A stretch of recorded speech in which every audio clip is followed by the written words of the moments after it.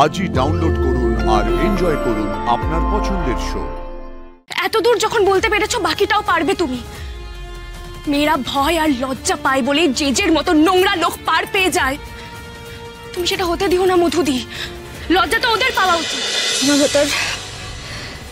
আমার জেজের সঙ্গে একটা সিনেমার কথা হয়, আর সেই সিনেমার শুটিং এর প্রথম দিন থেকেই ঘটনাটা শুরু হয়। সিনেমার শুটিং এর প্রথম দিন ফ্লোরের সবাইকে বের করে দিয়ে রিহার্সালের নাম করে যে আমার সাথে অসভ্যতা করে। সাবাস মধুদি। সেই মধু তো অনেকটাই বলে ফেললো, কিন্তু এর পরের ঘটনাটা কি মধু বলতে পারবে? পারবে স্যার, পারবে। মেয়েরা সব পারে। দেওয়ালে পিঠ থেকে গেলে কিভাবে ঘুরে দাঁড়াতে হয় সেটা মেয়েরা জানে। এমনি এমনি কি নারী শক্তির আরাধনা হয় স্যার? আর আমার বিশ্বাস মধুদি সেটা প্রমাণ করে দেবে, কারণ ওর চোখে আমি শুধুই সাহস আর দম দেখতে পাচ্ছি। তারপর সেখানে আরশি যায় টিফিন নিয়ে। আরশি পুরো ঘটনাটা শোনে। তারপর আরশি বলে যে জেজের উচিত শিক্ষা হওয়া উচিত এবং ওর আমার কাছে ক্ষমা চাওয়া উচিত। আরে কাট কাট কাট, শর্ট চলছে তো। শর্ট নয়, এখানে নোংরামি চলছে। আগে এই শর্টটা নি। অসভ্য জানোয়ার। আর তারপর থেকেই ধর্মাবতার। যে শুধুমাত্র সুযোগ খুঁজে গেছে কিভাবে আমাকে অপদস্থ করবে। আমি সত্যি প্রথমে বুঝতে পারিনি, কিন্তু আমি পরে এটা বুঝতে পারি।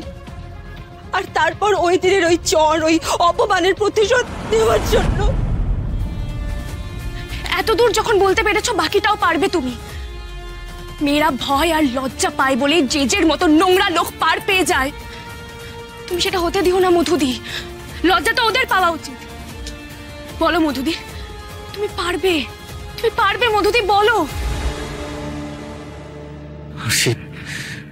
হাসি মধু পারবে তো? বলি মধুদিকে শক্তি দাও। মধুদি তুমি পারবে, বলো মধুদি পারবে। বলো মধু, বলো বলো প্লিজ।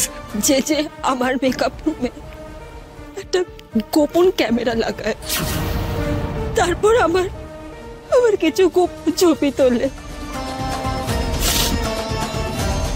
আরে ছবিগুলোই রয়েছে ওই পেন ড্রাইভে ধর্মাবতার। তুমি আজ যা করেছো তারপর চোখের জল মানায় না মধুদি। এরকম সাহস কটা মেয়ের আছে বলো তো?